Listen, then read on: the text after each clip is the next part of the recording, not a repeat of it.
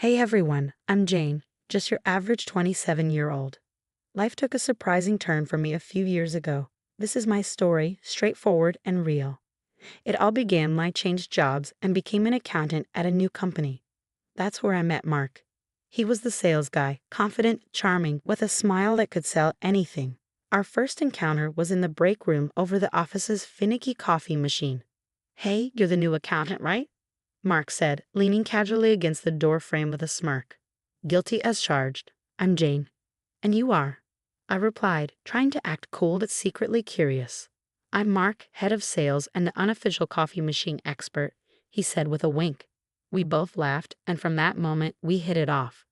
Fast forward 2 years, and Mark planned the most romantic proposal. A weekend getaway to the beach, dinner at sunset, and then he got down on one knee. It was like a scene from a movie. I said yes without hesitation. Our wedding was simply beautiful and filled with love. Time flew by quickly after our wedding. We began our married life in my grandpa's old house, a charming place full of history that I've always adored. A few weeks into settling down, Mark brought up a big idea. "Babe, have you ever considered taking a break from work? Being a housewife for a while?" Mark suggested one evening, his eyes hopeful. I was surprised. A housewife? "But Mark, I've always been passionate about my career," I replied, trying to hide my confusion. "I understand, Jane, but work has been going well for me. We can afford it. Imagine no more stress, just focusing on us, maybe starting a family soon," he said, reaching for my hand. His words were convincing, and I couldn't help but be swayed by his enthusiasm. So, against my better judgment, I agreed. Why not shake things up a bit, right? The first few weeks were exciting. I finally had time for gardening, reading, and trying new recipes. Mark would come home to a clean house and dinner on the table. We spent our evenings making plans and laughing. It felt like an extended honeymoon phase. But as time passed, I began to feel restless. I missed the challenges of my job and the satisfaction of solving complex problems. I even missed the annoying buzz of my office phone. Still, I brushed those feelings aside, telling myself it was just an adjustment period. Then things started to change subtly. Mark's compliments about the house or dinner turned into expectations. If dinner was late or the house wasn't perfectly tidy, he'd make comments that hurt more than I wanted to admit. I felt less like a partner and more like a live-in maid. I called my best friend Laura to talk about it. "I feel like I'm losing a bit of myself, I confided in her. "You're a firecracker, Jane. Don't let this housewife gig douse your spark," Laura encouraged, her voice a mix of concern and support. Laura had a good point. I've always prided myself on being independent, making my own way. Now, I felt lost in a role I never imagined playing. After settling into this housewife routine, I thought I had everything figured out, but I was mistaken. One evening, Mark dropped a bombshell that turned everything upside down. He came home looking serious, which was unusual. "Jane, we need to talk," he began, not even taking off his coat. "What's up? You look like you've seen a ghost," I joked, trying to lighten the mood. "It's my folks. Their apartment is getting renovated, and they need a place to crash for a couple of weeks," Mark said, avoiding eye contact. "A couple of weeks here, but—" "Yeah, it's just for a short while. It won't be that bad," he assured me. I sighed reluctantly. "Okay, but they need to respect our space, Mark." "Of course they will. Thanks, babe. You're the best." Fast forward a few days and Mark's parents, Bob and Linda, arrived. It was chaos. Bags, boxes, even furniture. They brought everything but the kitchen sink. "Jane dear, make room. We've got a lot of stuff," Linda said, barging in with a box that seemed to contain her entire life. Bob followed, struggling with a huge armchair. "Hope you don't mind us bringing some comforts from home," he grunted as he squeezed it through the door. Our cozy home turned into a storage unit overnight. Everywhere I looked, there were their belongings. It was overwhelming to say the least, but that was just the beginning. Bob and Linda wasted no time settling in. Bob took over the TV, flipping channels like he owned the place. Linda started rearranging my kitchen. "Linda, what are you doing?" I asked, trying to stay calm. "Oh, just organizing things a bit better, dear. You know how it is," she replied without even looking at me. I bit my tongue, reminding myself it was temporary, but inside, I was furious. This was my home, and they were treating it like their vacation house. Then came the dinner disaster. I made a healthy salad and grilled chicken, my usual fare, but Linda looked at her plate like I'd served her grass. "What's this rabbit food?" she scoffed, pushing the plate away. "Mom, come on." Jane worked hard on this. Mark tried to intervene. "It's fine, Mark. I can make something else," I said, though it was far from fine. No, let's order pizza. I need some real food." Bob chimed in, already reaching for his phone. That night, as I lay in bed, I couldn't shake the feeling of being an outsider in my own home. Mark snored beside me, unaware of the turmoil inside me. I was doing all the hosting, cooking, and cleaning, only to be treated like an unpaid maid in my own house. My in-laws, Bob and Linda, had turned my house into their personal playground. Linda started taking over the kitchen like she was running a military operation. One morning, as I made my usual avocado toast, she marched in and made a face. "What are you eating, bird food?" she snorted, rummaging through the fridge. "It's avocado toast, Linda." "It's healthy," I replied, trying to stay calm. "Healthy shumioff. You need some real food, girl." "Here, let me make you some eggs and bacon," she said, pushing me aside. I stood there fuming as she took over my breakfast. It was clear she didn't respect my choices or my space. Then there was Bob. He had turned our living room into his personal lounge. One evening, I wanted to watch my favorite show, but Bob was sprawled on the couch, watching some loud action movie. "Bob, do you mind if I watch my show? It's the season finale tonight," I asked, holding the remote. "No can do, Jane. I'm watching this." "Find something else to do," he replied without even looking my way. I couldn't believe it. Feeling like a stranger in my own living room, I stormed off. But the real kicker came a few days later. I found Linda rearranging my closet. "Linda, that's my personal stuff," I yelled, losing my temper. "Oh, relax, Jane. I'm just making some space for our things." "You've got too much junk here anyway," she said, tossing my clothes aside. That's when Mark walked in. "What's all the yelling about?" he asked. "Your mother is going through my things, that's what's wrong," I snapped. "Mom, maybe you should ask Jane before moving her stuff," Mark said, but his tone was half-hearted. Fine. I was just trying to help," Linda huffed, leaving the room. Mark turned to me. "Jane, can't you just let it go? They're just trying to fit in." "They're taking over, Mark. This is our home, not theirs," I said, my voice rising. Mark sighed. "Just bear with it a bit longer, okay?" I felt so alone in that moment. My home didn't feel like mine anymore, and it seemed like Mark was more on their side than mine. The situation in my house was already pretty tense, but what happened next really pushed me over the edge. One day, I noticed my bank card was missing. Panic mode kicked in. I tore the house apart looking for it, only to find it in the most unexpected place. Linda's purse. I confronted her immediately. "Linda, why do you have my bank card?" She just shrugged. "Oh, I needed to pick up a few things and didn't have cash on me. I didn't think it would be a big deal." "A big deal? You took my card without asking. That's stealing." I was fuming. Before I could say another word, Mark walked in. "What's all this shouting about?" he asked, looking at me then to his mother. "Your mom took my bank card and used it without my permission," I explained, holding up the card. He turned to Linda.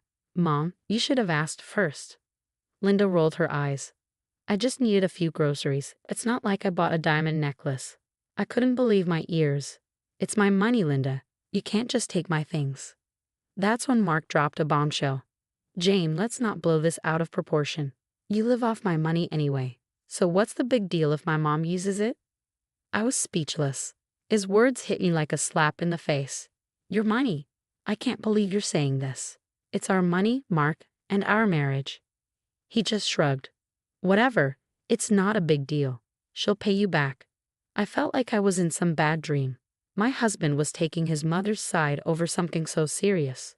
A couple of weeks passed, and the tension in the house became unbearable.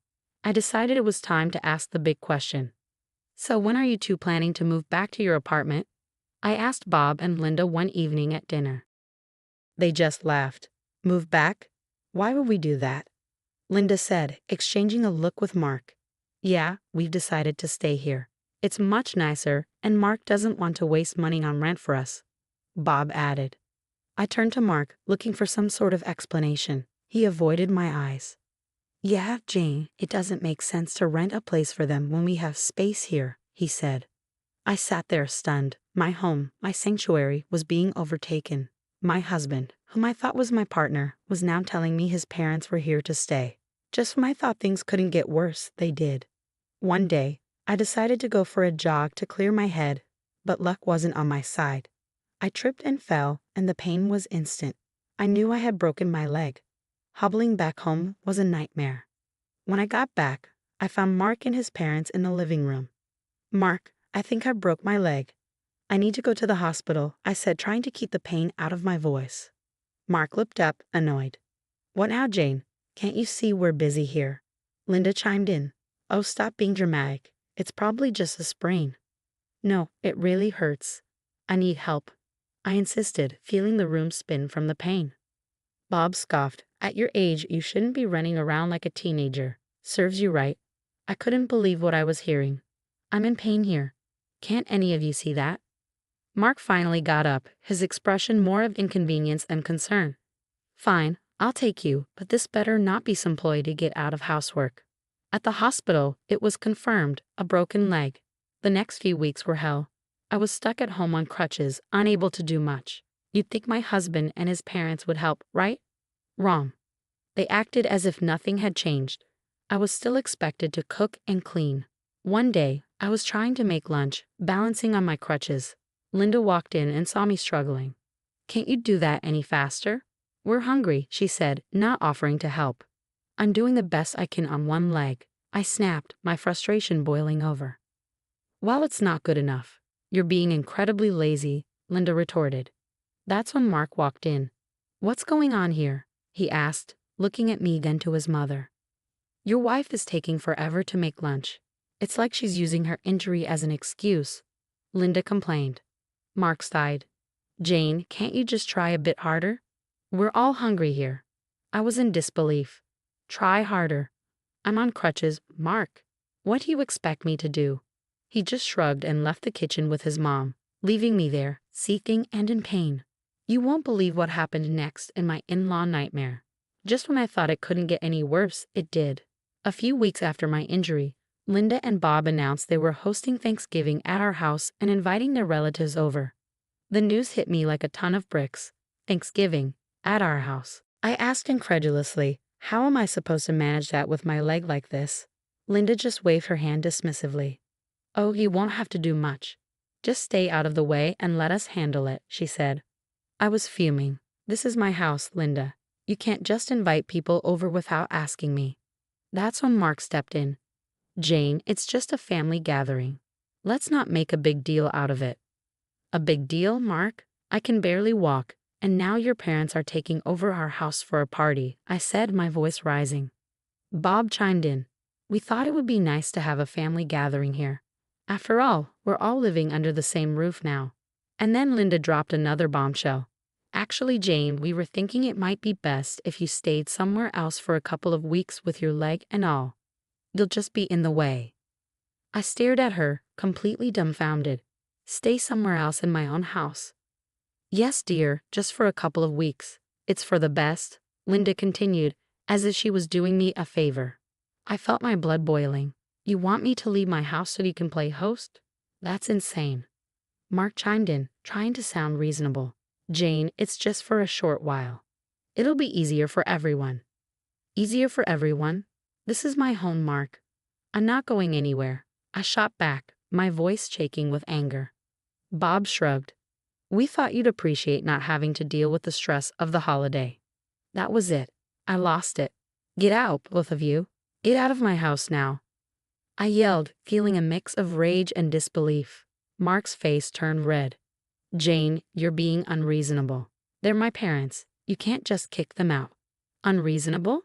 They're taking over my home, and you're letting them." I practically screamed. Mark's expression hardened. "If you can't respect my parents, maybe we shouldn't be together. Is that what you want? A divorce?" I glared at him, feeling a rush of adrenaline. Without a word, I went to my desk drawer and pulled out a set of papers I had prepared just in case things went south. "What's this?" Mark asked, his voice faltering as he took the papers from my hand. "Divorce papers. I've had them ready for a while now," I said, my voice steady. Mark looked at me, then at the papers, and back at me. "You're serious? You'd really go through with this?" "Yes, I am. I won't be bullied in my own house, not by you, not by anyone," I said, feeling a strange sense of empowerment amidst the chaos. Linda and Bob just stood there speechless. Mark looked like he had been punched in the gut. The room was thick with tension. "Make your choice, Mark. Your parents or our marriage," I said, holding my ground. Mark laughed, a cold, hard sound that sent shivers down my spine. "Fine," he said, and to my shock, he signed the papers right there and then. "You'll regret this, Jane. You can't even support yourself without me," he said. I watched him, feeling a mix of relief and disbelief. "I'll manage," I said, though my voice was barely a whisper. He shrugged. "You're lost then." He and his parents gathered their things and left just like that. My marriage was over. The moment the door closed behind them, I felt a strange sense of peace. I was alone, yes, but it was a better alternative to the constant tension and disrespect. The first thing I did was change the locks. It felt like I was securing my own personal fortress. Thanksgiving came around faster than I expected. I was still adjusting to my new reality, finding comfort in the quiet of my own company. Then, unexpectedly, there was a knock at the door. I opened it to find Mark, his parents, and a bunch of their relatives standing there, ready to celebrate. "What are you doing here?" I asked, stunned. "We're here for Thanksgiving, Jane. Did you think we were serious about not coming?" Mark said with a smug look. I couldn't believe the audacity. "You're not welcome here anymore, Mark. This is my house, and you're not my family, not after what you did." Linda piped up, "Oh, come on, Jane. Don't be so petty. Let's just have a nice dinner." I stood my ground. "No, you need to leave now." Mark laughed. "You can't kick us out. This was our family home." "Not anymore. I changed the locks, Mark. You gave up any right to this house when you signed those papers," I said, feeling a surge of empowerment. There was a moment of silence, then Mark's face turned red with anger. "Fine, have it your way," he said, and they all turned and left. After the Thanksgiving showdown, I started to rebuild my life. And let me tell you, it wasn't easy, but it was mine. A few weeks after Mark and his family left for good, I was sitting in my quiet, peaceful living room when my best friend Laura dropped by. "Hey Jane, how are you holding up?" Laura asked as she walked in, her eyes scanning the room. "Better than I expected, actually," I replied, offering her a smile. Laura sat down, looking at me closely. "You seem different, stronger somehow." I chuckled. "Yeah, I guess getting rid of dead weight does that to you." We both laughed, and in that moment, I felt lighter than I had in months. "But seriously, what's next for you, Jane?" Laura asked, her tone shifting to something more serious. I took a deep breath. "I'm going back to work. I've already started looking for accounting jobs.